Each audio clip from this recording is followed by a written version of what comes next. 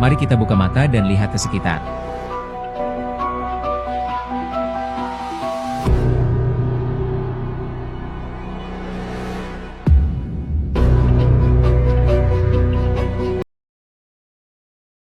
Pemanasan global yang semakin mengancam keberlanjutan hidup manusia tidak hanya disebabkan oleh emisi industri dan energi, tapi juga oleh timbunan sampah tidak terkelola. Timbul sampah karenanya bukan sekedar persoalan teknis, melainkan menyangkut wajah peradaban kita. Melalui RPJMN 2025 dan 2029, pemerintah menetapkan reformasi pengelolaan sampah terintegrasi dan integritas sebagai arah kebijakan nasional. Langkah ini tidak hanya penting untuk mengurangi volume sampah, tapi juga berkontribusi langsung dalam menekan emisi gas rumah kaca.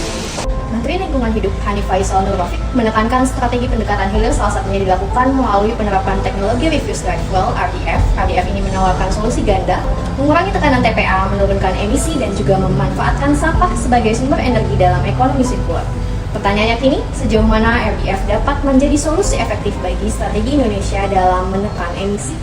Studi Intergovernmental Panel of Climate Change 2023 menunjukkan suhu global meningkat sekitar 1,1 derajat Celcius dibandingkan era praindustri dan berpotensi melalui ambang batas 1,5 derajat Celcius pada dekade 2030 sampai 2040. Hal ini beresiko menyebabkan perubahan iklim ekstrim yang sulit dikendalikan. Pemanasan global ditandai dengan peningkatan suhu rata-rata bumi akibat akumulasi gas rumah kaca di atmosfer. World Research Institute tahun 2023, peningkatan emisi menyebabkan pemanasan planet pada tingkat yang mengkhawatirkan dan berkontribusi pada semakin parahnya badai, banjir, kebakaran, dan juga gelombang panas yang saat ini dihadapi dunia. Saat ini, Indonesia, limbah menjadi penyumbang emisi gas rumah kaca terbesar ketiga secara nasional.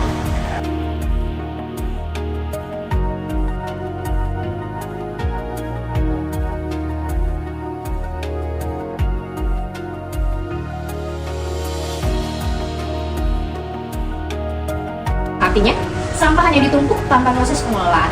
Situasi ini menunjukkan bahwa pengelolaan sampah yang kurang optimal menjadi tantangan besar dalam upaya menekan emisi dan mewujudkan pembangunan berkelanjutan di Indonesia.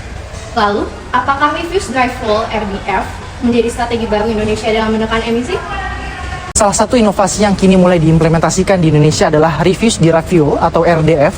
RDF merupakan teknologi pengelolaan sampah yang menjadi bahan bakar alternatif melalui proses pemisahan, pencacahan, dan juga pengeringan. Sampah yang semula hanya menumpuk di tempat pembuangan akhir, kini dapat diubah menjadi sumber energi yang bisa dimanfaatkan di sektor industri seperti pembangkit listrik dan juga pabrik semen. Teknologi ini menjadi bagian penting dari strategi ekonomi sirkular, yang dimana limbah bukan lagi akhir dari siklus produksi, tetapi justru menjadi input energi baru. Dalam konteks kebijakan nasional, RDF telah dimasukkan dalam arah pembangunan RPJMN tahun 2005 sampai 2029 sebagai bagian dari agenda transisi energi dan juga pengelolaan sampah yang berkelanjutan. Pemerintah menargetkan peningkatan pemanfaatan waste to energy hingga 20% dari total sampah nasional pada tahun 2029. Implementasi awal sudah terlihat dari berbagai daerah seperti TPA Cilacap, TPA Jeruk Legi, di mana RDF berhasil mengubah lebih dari 150 ton sampah per hari menjadi bahan bakar pengganti batu bara untuk industri semen.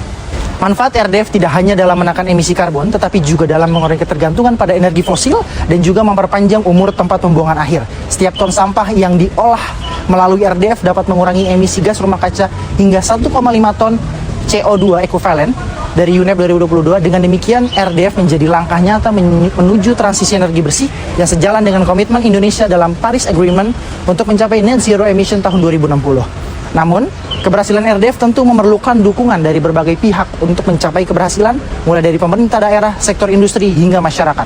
Tanpa pemilihan sampah dari sumber, teknologi ini tidak dapat berfungsi optimal. Artinya, RDF bukan hanya persoalan teknologi, tetapi juga bagian dari perubahan perilaku kolektif menuju pengelolaan sumber daya yang lebih bijak dan juga berkelanjutan. Dihimpun dari Media Tempo, pakar teknologi lingkungan dari Institut Teknologi Bandung, Prof. Henry Damanhuri mengatakan, sebenarnya teknologi RDF bukan teknologi baru, melainkan sudah digunakan di beberapa negara.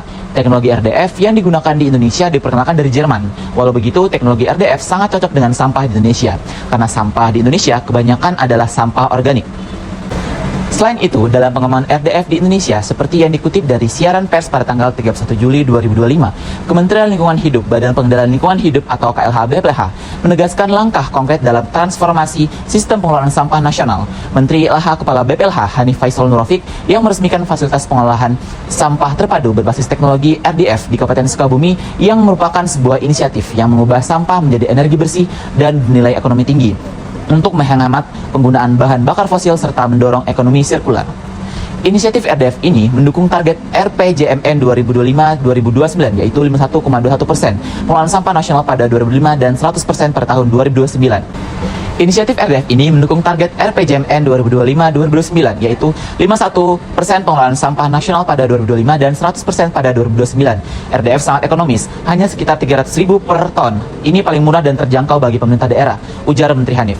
Menteri Hanif juga menegaskan perlunya perubahan paradigma dalam pengelolaan sampah dari pendekatan akhir pipa atau end of pipe menjadi sistem yang berbasis teknologi dan kolaborasi multi pihak.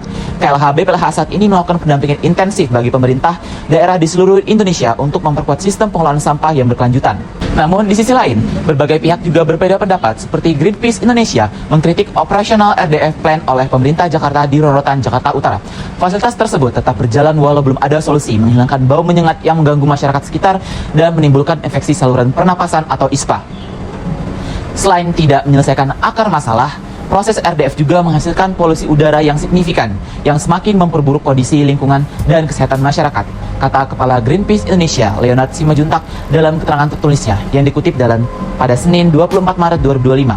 Greenpeace meminta pemerintah untuk mampu beralih ke solusi yang lebih berkelanjutan, dari pengelolaan sampah berbasis pemilahan hingga penerapan ketat penggunaan kemasan plastik sekali pakai.